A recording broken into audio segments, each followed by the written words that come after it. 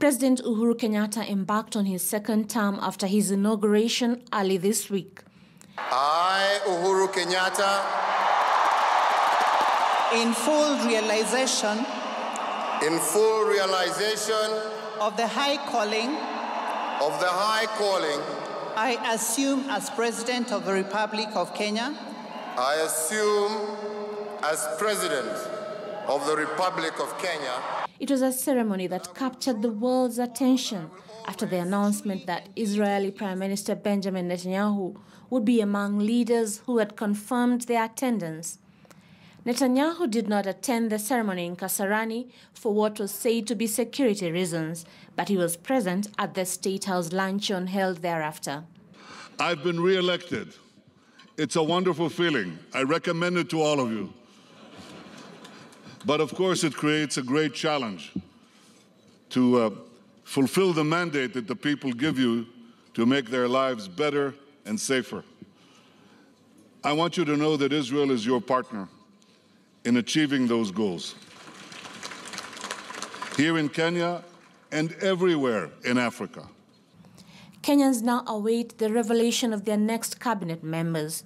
This comes as it emerges that the new cabinet may be vetted only by members of parliament in the ruling Jubilee Party, after the opposition announced that its members will not participate in the process. NASA is due to submit its members for key watchdog committees, including the Public Accounts and the Public Investments Committees, both of which draw majority members, the chair and deputy chair positions from the opposition. The mandate of these watchdog committees is oversight over key government departments. As far as we are concerned, that committee is not necessary. How? Because the office that is supposed to appoint the cabinet secretaries is vacant. It was supposed to be the people of Kenya to vet these cabinet secretaries. But they elected us so that we represent them here and we do that role. So if they will not be giving their names of their people, we are there as members of parliament to play the role, the constitutional role. And that's not all. The opposition is also locked in a bitter dispute as the four affiliate parties battle for key parliamentary slots, insisting that the list submitted to parliament by the coalition had favored ODM and did not meet regional and gender balance. ANC reaffirms its position in regard to the House leadership position. Thus, we resolve as follows: that the position of Deputy Minority Leader should go to Lugari Member of Parliament Ayub Savula. The Chairman of Public Accounts Committee should go to Honorable Bunyasi Sakwa. As a coast parliamentary group caucus have nominated the name of Honorable Suleiman Dor to take over the whip position. A list of 12 NASA nominees for the East African Legislative Assembly is also raising eyebrows. On the list is former nominated Senator Dr. Raila Odinga, who is Raila's elder brother, as well as Kalonzo Musyoka's son Kennedy.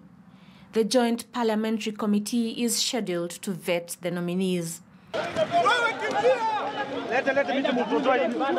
This comes in the wake of public outrage over the shooting of yet another child. The police have denied involvement in the killing of Geoffrey Mutinda at Nairobi's Pipeline Estate. While announcing that investigations have been launched, Nairobi County Police Commander Japhet Koome said there was a possibility that the child was shot by criminals. Ellen Wanjiru, KTN News. All right, and that's basically what has been happening over the weekend. We're going to have that discussion with the panel. Let me introduce the panel. I'll start with my extreme left, where we have Mark Bichachi. We also have Kevin Osido and Steve Ogola. Gentlemen, thank you for joining us this morning. And just as a disclaimer, yesterday we had an all-female panel. So today we have an all-male panel just for gender parity and balance so that somebody does not ask, what is this? But anyway, gentlemen, thank you for joining us this morning. And of course, this week has been a busy week. And and especially some sighing a sigh of relief now that we have a president who has been sworn in, but all the same, a beginning of a journey for others, given that they do not recognize the president of the Republic of Kenya from their admission, and this is because of the electoral sham, as they have termed it. But looking at it now from where we need to go, let me start with you, Mark, on where we are as a country and basically what we need to do to chart the way forward. We do know that the president has extended an olive branch to the opposition, saying that, look, now that the election period is over, let's mend bridges and move on with the country.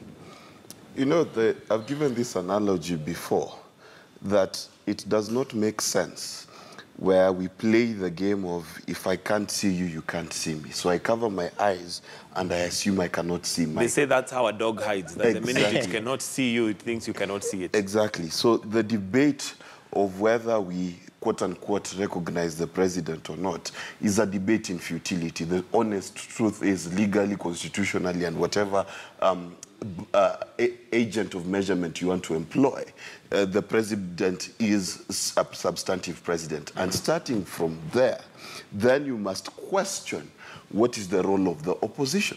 The first thing the president said in his statement is he said, I'm taking up the issues that those who did not vote for me espouse. That's a critical issue, because we need to understand that the whole point of having a democratic discourse is to have your issues on the agenda. And if the sitting president has taken your issues on the agenda, then you take up that opportunity to push for your issues, not for your person. And this is where Kenya gets it wrong. We assume that issues can only be espoused by an individual, and that's the mistake. Issues need to be able to live beyond the lifespan of a person. And therefore, what we need to see in this country is not a debate about who gets to go into power. And that's a mistake we keep making. We need to have a debate about what issues are being handled by our power. Okay. Kevin, the president has, put out an olive branch to the opposition, but they're still, grandstanding and saying, no, that's not something we're about to negotiate, especially because we do not even recognize you as a president. I think, to start with, that's a very difficult one, because this country is not just about the president, rather the ruling coalition and the opposition. Kenya is about Kenyans, and we are talking about more than 40 million, in fact, about 46 million people. These are people whose lives, sometimes, many of them, the lives have stopped, because we note that it's been almost 3 years of politicking, campaigns, and all that, until this ending week when we've had now the inauguration of the president. Now, how this country moves forward also is beyond those two people, because really, Kenyans are looking for an opportunity to be able to have their lives not just move on like that. But we note that there are lots of things that have happened, occasioned by our politicking and our political processes, and Kenyans are asking very difficult questions. And I'm glad that His Excellency the President has extended that olive branch. How that is picked up by the opposition is very important, because as we keep saying, this country is torn in almost half, or 3/4 and a quarter bit of it, depending on how you look at it. But it's important, therefore, for sustainable socioeconomic and political development of this country. These halves and all these quarters and all these eighths are carried together. I believe that the president and the former prime minister are people who are more or less moving to a level of statesmanship, and how they are going to espouse and bring out that for Kenyans to be able to see that indeed we care about this country, that indeed we are willing to carry every Kenyan forward, is going to be one demonstration of what statesmanship they are able to secure for this country. And this discussion really is not just about the two of them, as we have said before and as we shall continue to say. It is about Kenyans, and it's about how Kenya can be able to remain one, and it's about how Kenya can be able to ensure that the aspirations of the so many Kenyans who are relying on leadership, because really the president is there to be able to provide leadership, the opposition is there to be able to not only provide the opposition element of governance and leadership and politics, but also to generate alternative policies and recommendations that can be able to spur this country to greater heights. And that is what I think Kenyans are looking forward to. Whether it is to take or not to take, I think that is a debate that is now over. Because in the past, we saw the opposition saying we will not recognize this government. But yesterday, we saw them now submitting names. We saw them, some of them haggling for positions of recognition, whether as Yala, members of parliament, or as minority or majority leaders. This indeed, to me, is a demonstration that they are willing to accept the system as it is. And it is only fair that as it is, or rather as it were, that parliament is also a house of representatives, that they are willing, therefore, to represent Kenyans in that house and ensure that the things that Kenyans expect from them are actually brought out and that this discussion moves beyond the house and that it also encompasses all Kenyans. I'm not sure they're willing to accept, or maybe they don't have a choice, but must accept, especially given that that's as per the Constitution. And Steve, the opposition not recognizing or keep drumming the fact that they don't recognize the president cannot be a legal discussion now, because that's already in the Constitution, that there's not much that can be done. It could possibly be trying to push for the question of legitimacy. The fact that we do not recognize you does not make you legitimate. Do you think that has an effect on Jubilee, and possibly the responsibility that the president has and the Jubilee party has to ensure that that legitimacy is generally accepted as we move along? Thanks, Gitonga. I think the incontestable fact is that the opposition is determined to disrupt the order of governance, and that is discernible from their action. But I think the underlying issue is that we have what we may call elite dictatorship. Right now, it's more pronounced on NASA's side because Jubilees would favor a position that requires that they operate within the law, as is required anyway under the Constitution. Because right now, complying with the law favors Jubilee's position. But if you have a careful observation of what has happened during the electoral cycle, it is not true that Jubilee cares for the rule of law more than NASA. Both NASA and Jubilee have demonstrated their ability to operate outside the law, to operate as if they are immune to legal processes, and to only accept the law and legal processes if the outcome is beneficial to them. Now, that's a significant challenge in our governance, because if the Constitution is to be understood as our article of faith, seeking to inspire national renewal, the renewal that we are talking about must begin by at least observing a minimum level of compliance with the Constitution, adherence to the rule of law, and the democratic nature of our country. Now, NASA sure does know that there is not going to be an election. They do really know that there's not going to be another swearing in. And if there is another parallel swearing in that is intended to mock Uhuru's presidency, it is intended to continue to delegitimize this government. I am not worried about attempts to delegitimize any government. People do that all the time. But escalating the tension beyond what may be deemed to be too disruptive to allow the country to move forward, I think that now is problematic. Jubilee, in short, is taking a dose of its own medicine, because NASA and they know each other. These are like Siamese twins. They know if I do this, you'll do this, and there could be a lot that we are not seeing.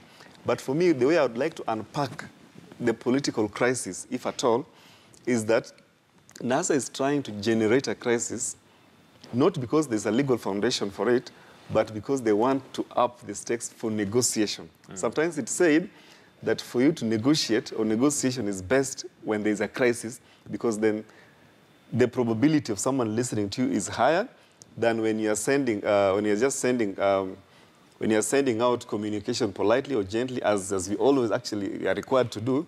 The probability that you'll be ignored are equally high. So I think these are just overtures. One, it could be just to find a way of transitioning NASA supporters, because this country, Mr. Gitonga, one thing that we must battle with, and I hope the media can help in this, shaping this discussion, we are unnecessarily excessively ethnic. I mean, not talking about it will not make this issue disappear. And because you are excessively ethnic, even as analysts, people listen to you and they say, because you're an Ogola, you're expected to push a certain agenda. And if you don't push a certain agenda, then you're saying you've been compromised. You've been bought. You see, we must find a way we must find a way of de-ethnicizing our country. And you know, the country is not, it can be de-ethnicized in terms of politics. And the Constitution has provided an inbuilt mechanism. You see, the struggle for political power, especially the presidency, because remember, the governorship of, for instance, of Nairobi is not hotly contested. It's a cosmopolitan area. There are Luos, Kikuyus, Kalenjins, Kambas here. Nobody's up in arms against Sonko. The struggle for presidency, we still have not yet disinherited the old mindset that if you have your man at the top, that is the only time you can see development. The Constitution has dispersed power and resources from the presidency, and for sure, the allure and prestige that comes with the office of the president has been significantly reduced. If the media did more of communication, more of the public sensitization, then you and I would know it really doesn't matter who governs this country, because it is not true that in this dispensation it's a winner takes all. We are in a dispensation of a winner serves all, we have checks and balances to ensure that if you veer off, we can take you to court, we can demonstrate, we can try to impeach you, we can censor you, we can report you to regional and international. I mean, governing under the Constitution of Kenya 2010 is more difficult for people who don't want to comply within the law than it was before. So I think we need to understand that perspective also. Let me come to you, Kevin. And, well, Steve here says that one of the things that the opposition could be doing is raising the stakes of the crisis that we are in, if at all it's a crisis, so that you have a negotiating, arm. And we also had, on the same day that there was a swearing in of President Uhuru Kenyatta, we had the opposition leader Raila Odinga saying that on the 12th, he'll also be sworn in. Is that just a way, is that just blowing hot air? Because we've had this before. He was to be sworn in on the same day, but this didn't happen. Do you think this is another empty threat, or could there be some plan that possibly the opposition has? Michael, the fact that lives have been lost out of this process is indeed stakes so high. In fact, a single Kenyan losing his or her life because of a political process is a serious issue that needs to even rent the president to send speaking emissaries to be able to address this issue. But what we have seen happening in our country is the fact that as long as your last name does not address the center of power, it is your own issue.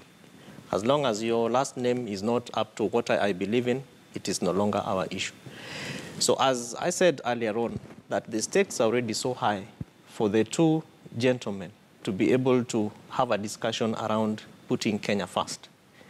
And whatever we do insofar as raising these stakes, in my view, I don't think it adds any waters, because what the common Kenyan up in Turkana, the person who is in Budalangi somewhere, they're just doing his business of fishing, wants to see is a stable environment within which I can be able to do my work, within which I can be able to be guaranteed of security, within which I can be able to just have a good life to live with my neighbor. So do you think there's any weight behind the opposition saying that they will swear in Raila Odinga on the 12th? There is weight in it, but then, as you rightfully said, and as we all agree, it's a narrative that has been there for quite a long time. We haven't seen it happen, and that's why, for me, I still believe, because every time this happens, we see people losing their lives. That, to me, is the greatest concern. And unless the opposition is also willing to guard their own ground safer, so that the people who even demonstrate are also safe. And as we keep saying, the police must always exercise restraint, regardless of whatsoever is happening. All right. Around parallel swearing-ins, I think that is, Kenya won't be the first country to be exercising that. He actually named a few. There was Uganda and a few others that have done that. All right, for now, we want to take a short break. It's 25 minutes after 7. This is the Weekend Review, but we'll be right back and look at some of what has been happening over the weekend, possibly what we would predict should leave us as a country. So we'll take a short break. We'll be right back.